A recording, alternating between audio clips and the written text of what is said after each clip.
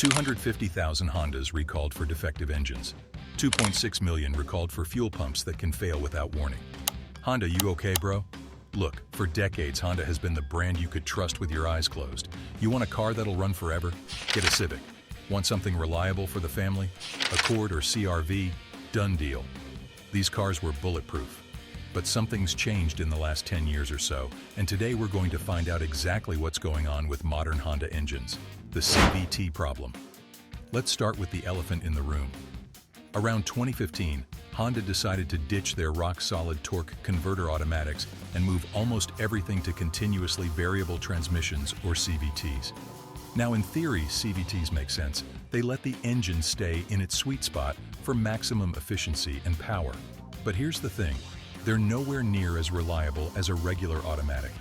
See, a CVT uses a steel belt running between tapered pulleys that change diameter to adjust speed, kind of like a snowmobile. The problem is that the belt relies entirely on friction to grab, which creates a ton of heat, and heat is the enemy of longevity. The oil gets cooked, the belt wears down, and eventually the whole thing gives up the ghost. I'm not saying regular automatics don't need maintenance, because they do, but if you actually take care of one, it should last the life of the vehicle. With a CVT, it's not uncommon to see full replacement at 80 or 100,000 miles. Nissan learned this the hard way with their Jatco CVTs. Those things have been an absolute nightmare. Hondas are better for sure, but they're still not the bulletproof reliability you expect when you buy a Honda. Toyota uses CVTs too, but mostly in hybrids where they've replaced the belt with planetary gears and an electric motor.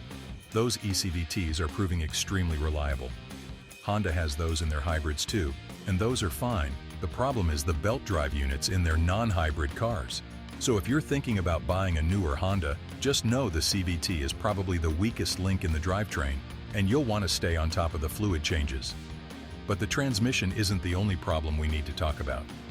And hey, real quick, do me a favor and hit that subscribe button, because we've got a lot more to cover about what's really going on with modern cars, and I promise we keep it real. No fluff, just the facts you actually need to know. The 1.5-liter turbo oil dilution issue.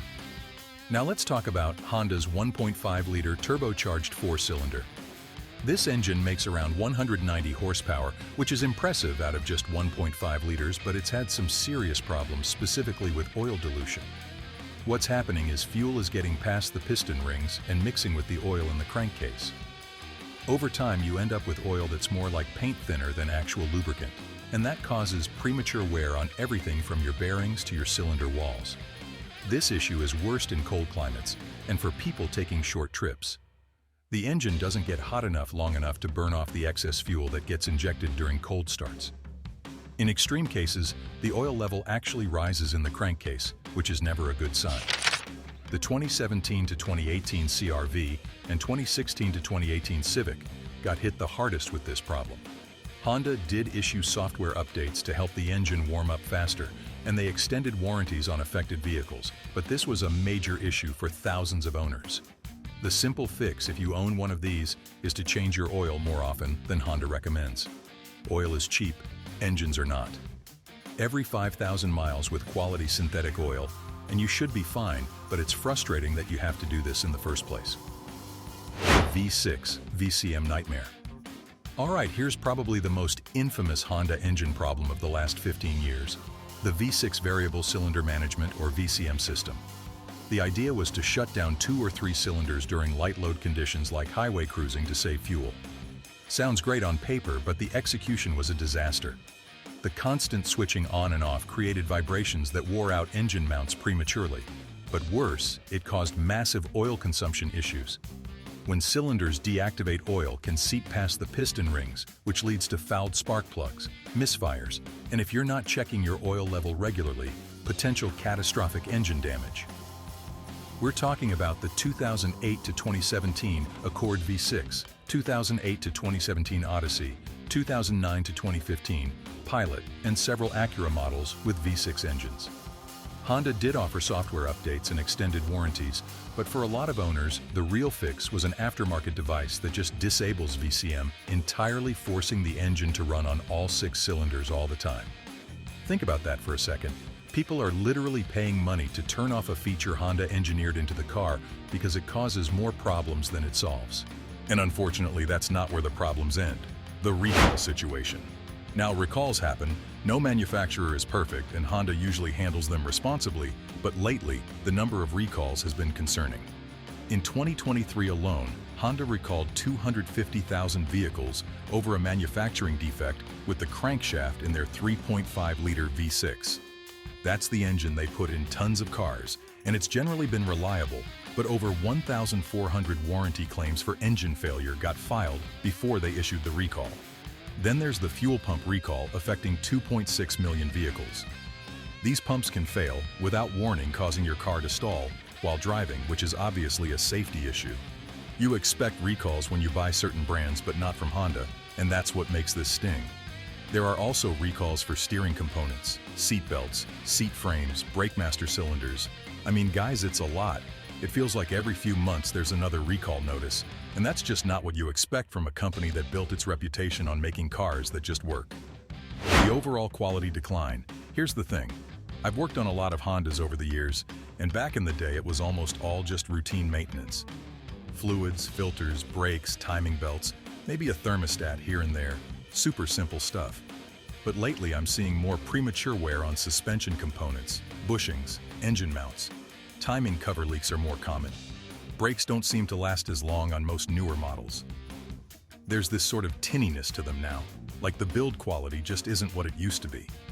You don't expect a Honda to feel like a Mercedes inside, but there used to be this attention to detail with fit and finish that seems to have slipped in the 2015 to 2022 range especially. What this all means for you. Look, with all that said, Honda still makes good cars. If you own one, or you're thinking about buying one, don't panic and trade it in for a huge loss or avoid Honda entirely. What this really means is, you just need to be more careful about which model and year range you buy. And you need to be more vigilant with maintenance than you ever had to be before. Check your oil regularly, especially if you have the 1.5 turbo or a V6 with VCM. Change your oil more frequently than the manual says, especially if you drive in cold weather or take a lot of short trips. Stay on top of CVT fluid changes.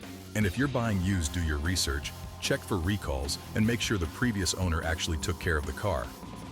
The good news is, Honda knows their reputation is on the line. Reputation is one of the most valuable things a company has, and there's no way they're not working hard right now to get back on top of the reliability rankings. Their newer engines seem to have addressed a lot of these issues, and I personally still have faith in Honda. I've owned their cars, dirt bikes, street bikes, even a lawnmower, and I've never had a truly bad experience. So to recap, yeah, there are some real problems with certain modern Honda engines. The CVTs aren't as bulletproof as the old automatics. The 1.5 turbo had oil dilution issues. The V6 VCM system was a mess, and there have been way more recalls than we're used to seeing from Honda. But these are specific problems with specific models and years, not a blanket condemnation of the brand. Do your homework, maintain your car properly, and you'll probably be just fine. What are your experiences with modern Honda engines? Have you dealt with any of these issues, or do you think this is all overblown? Let me know in the comments. And if you found this video helpful, hit that like button. It really does help us out.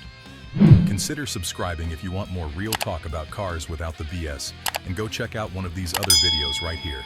I'll see you next time.